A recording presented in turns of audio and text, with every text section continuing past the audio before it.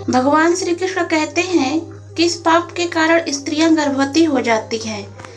दोस्तों, एक समय की बात है जब देवी राधा रानी भगवान श्री कृष्ण के साथ गोलोक में विश्राम कर रही थी। तब देवी राधा रानी ने भगवान श्री कृष्ण से कहती हैं, हे प्रभु, आज मेरे मन में कुछ प्रश्न उठे हैं, कृपा करें और मेरे मन की जिज्ञासा को शांत करें। तब भगवान श्री कृष्ण मुस्कुराते हुए कहते हैं, हे देवी राधा, आपके मन में जो भी प्रश्न है निसंकोच होकर कहें, मैं इन प्रश्नों के उत्तर आपको अवश्य ही दूंगा। दोस्तों, तब राधा रानी कहती हैं, हे प्रभु, मेरे प्रश्न यह है कि किस श्राप के कारण महिलाओं को गर्भवती होना पड़ा तथा केवल नारी जात को ही गर्भवती क्यों होना पड़ता है। प्रभु, ऐसा भेदभाव क्यों होता है, मैं जानना चाहती हूँ। तब भगवान श्री कृष्ण कहते हैं, हे देवी, आपने जो प्रश्न किए हैं उनके उत्तर थोड़े विचित्र हैं, किंतु मैं आपको इसके विषय में एक महत्वपूर्ण कथा सुनाता हूँ जो कि मेरे प्रभु श्री राम अवतार की है, इसलिए आप इसे पूरा ध्यान से सुने। दोस्तों, फिर भगवान श्री कृष्ण कहते हैं, हे देवी राधा, वैदिक काल में हजारों ऋषि परम पिता ब्रह्मा जी के द्वारा उनके वीर्य और तेज से उत्पन्न हुए थे। उन्हीं में से कुछ ऋषि तथा मुनियों के पेट से देवों का जन्म हुआ था, तो वहीं कुछ मुनियों के तेज से दैत्यों का भी जन्म हुआ था। हे देवी, ऐसे ही एक ऋषि सतयुग में हुए थे जिन्होंने औरतों को गर्भवती होने का श्राप दिया था। तब देवी राधा बड़ी ही आतुरता के साथ पूछती हैं, हे प्रभु, कौन थे वे ऋषि जिन्होंने औरतों को गर्भवती होने का श्राप दिया, और कौन थी वह संसार की पहली स्त्री जो एक ऋषि के श्राप से गर्भवती हो गई थी। मित्रों, भगवान श्री कृष्ण कहते हैं, हे देवी राधा, इस कथा का वर्णन महर्षि वाल्मीकि जी के रामायण के उत्तर कांड में किया गया है, जहाँ प्रभु श्री राम को महर्षि अगस्त्य इस कहानी को सुनाते हैं। हे देवी राधा, यह सतयुग काल की बात है जब परम पिता भगवान ब्रह्मा जी के मानस पुत्र ऋषि पुलत्स्य सुमेरु पर्वत के उच्च बिंदु पर स्थित आश्रम में घोर तपस्या कर रहे थे।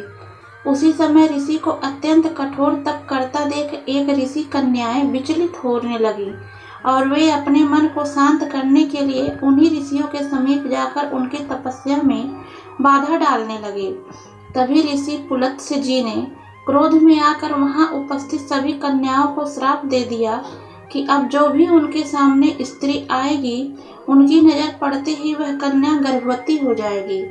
मित्रों, फिर भगवान श्री कृष्ण कहते हैं, हे देवी राधा, ऋषि पुलत्स्य जी की बात सुनकर वहां मौजूद सभी स्त्रियां डर कर वहां से भाग गई, लेकिन ऋषि कर्दम की कन्या को ऋषि पुलत्स्य के श्राप के बारे में कुछ भी जानकारी नहीं थी।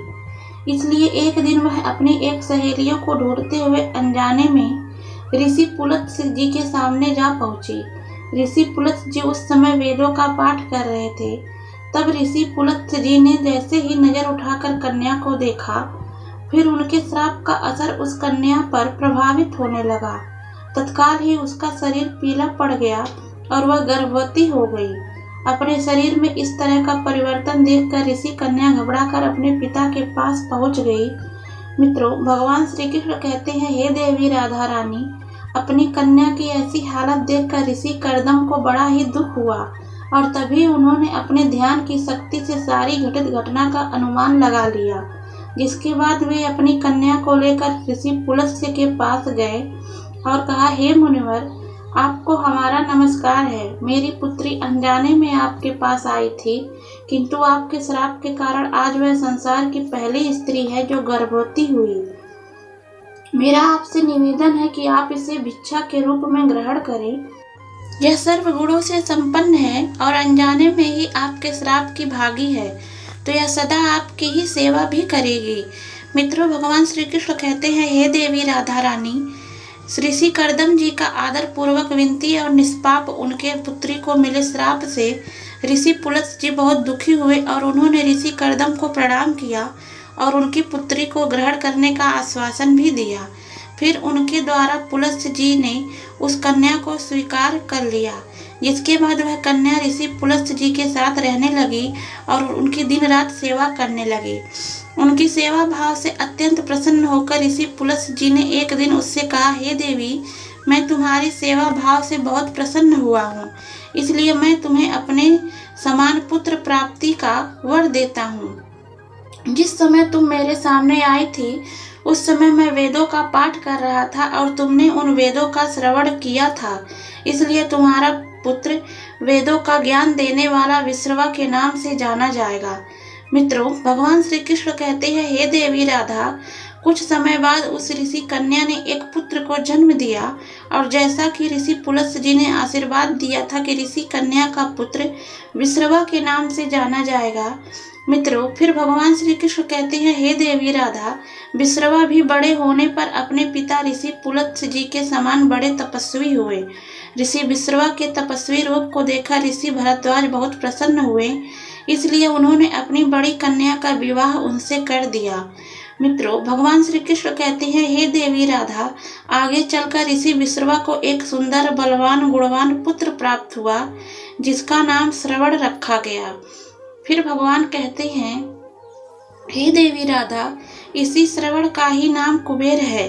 फिर भगवान श्री कृष्ण कहते हैं, मैंने आपको पहले प्रश्न का उत्तर दिया है। हे देवी राधा, आपका दूसरा प्रश्न था कि क्या केवल नारी ही गर्भवती हो सकती है? तो ध्यान से सुनिए, नारी के समान पुरुष भी अपने दिव्य तेज से गर्भवती हो सकते थे, किंतु हे देवी राधा, एक स्त्री को संसार का दिव्य शक्ति स्वयं परम पिता ब्रह्मा जी ने ही दिया है और उनकी रचना करने में उन्हें कई गुना अधिक समय लगा था।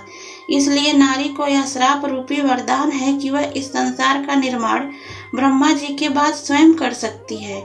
तो दोस्तों, मैं आशा करता हूँ कि आपको यह कथा पसंद आई होगी, और अगर आपको वीडियो अच्छी लगी तो वीडियो को लाइक कर दीजिए और चैनल को सब्सक्राइब करके बेल आइकन जरूर दबा दीजिए, ताकि हमारे वीडियो की नोटिफिकेशन सबसे पहले आपको मिल सके। कमेंट में जय श्री कृष्ण जरूर लिखें।